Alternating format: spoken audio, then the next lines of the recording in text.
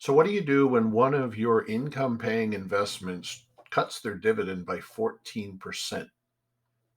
Reason to freak out or nothing to be concerned about? Hamilton's HYLD high yielding ETF recently did that just this past week.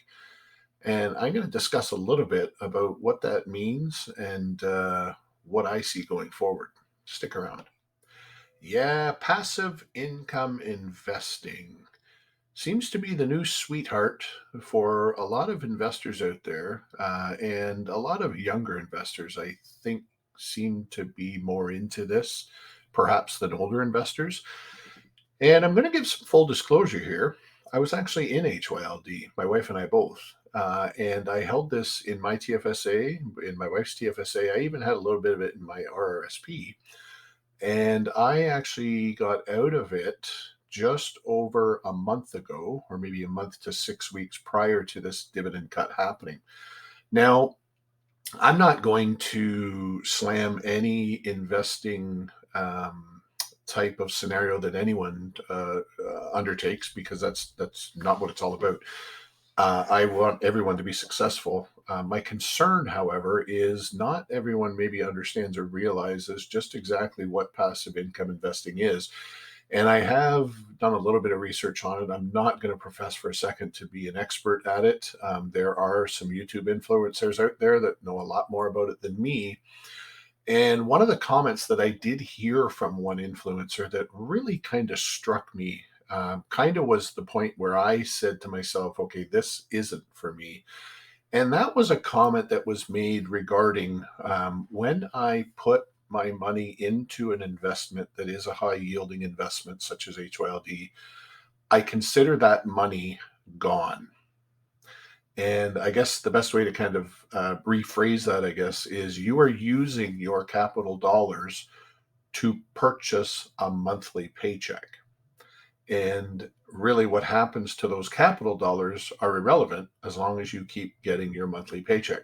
So I always like to look, for me and my wife, I like to look at total investment return, of course, comprising of two pieces. How much do I make every month or every quarter in dividends? And how much do I make on my capital investment? In a perfect world, we have an increase in both of those. And at the end of the year, we can look at where we were at the start of the year and where are we at the end of the year. Of course, with your capital returns, you don't make money or you don't lose money until you sell your stock. However, you want to see that appreciate and as much as you can.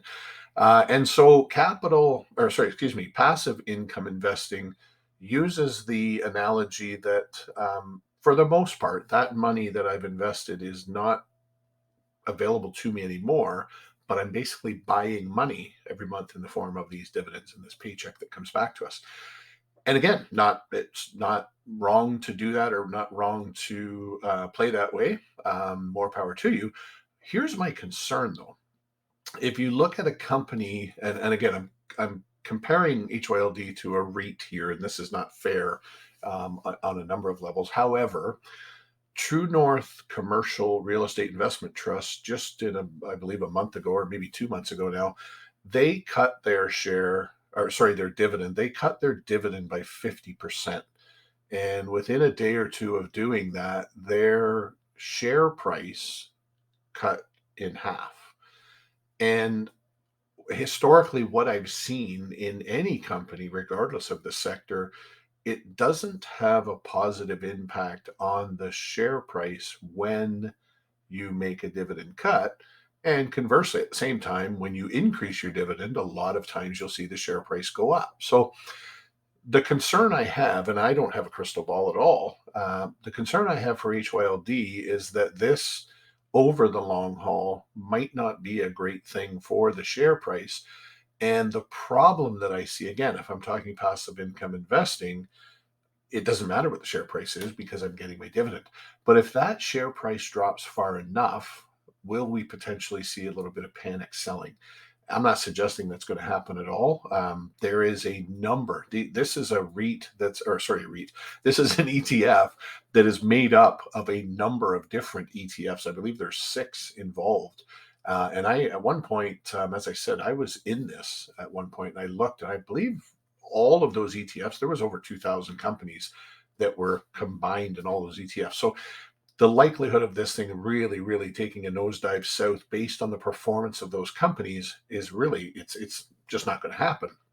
But as we've seen in the market, panic selling when people think that they might lose money, that can sometimes be a very, very bad thing. And so my concern is what's going to happen moving forward. And we're talking about an ETF here that started the year, sorry, it's only been out just over a year, but in the last year, it's gone down, I believe, somewhere in the neighborhood of 27 or 28%, 27%, I believe, from its opening price when it first came out. So that's kind of the reason I got out prior to the dividend cut. I kept looking at the share price, and it was just inching down and down week after week to the point where my dividends were putting me in the green, but without my dividends, I was starting to go into the red. And now, again, at the point where I sold, it has risen from that point, but now it's kind of gone back down a little bit. It seems to be fluctuating around that 12.20 to 12.30 range in price. So, what's going to happen in the future? And again, for young investors, my only concern for them is they're potentially getting, you know, good cash payments every month. The question is, what are you doing with those payments? Is that coming out and going into your pocket like a paycheck? Or is it being reinvested back into HYLD, or is it being reinvested back into other stocks? Again, that's a good thing. But if at the end of 2, 3, 5 years, 10 years, all you've done is taken that cash and spent that cash for your own personal use, well, then your investments really haven't done anything for you. So there is, I believe, a place for passive income investing, but I just hope people out there realize and understand what you do with those dividends is really, really important. Because again, I hope for everyone out there that these all their investments do well. But ETFs, and specifically high yielding ETFs, typically don't get a great capital gain. So we need to be pretty sure that what we're doing with those dividend payments makes smart money sense. Anyway, thanks for sticking around in this discussion. If you have any thoughts or comments, please put them down below. As again, this is not investing advice, and I'm certainly not hammering on HYLD. As I said, I hope everyone's investments turn out well for them. I just hope that people understand what this is all about before they get into it, and I really hope that this ETF does well for everyone. Take care, and thanks for sticking around. As always, I ask if you've enjoyed this video or any of the videos you've watched, please consider subscribing, and we'll talk to you soon.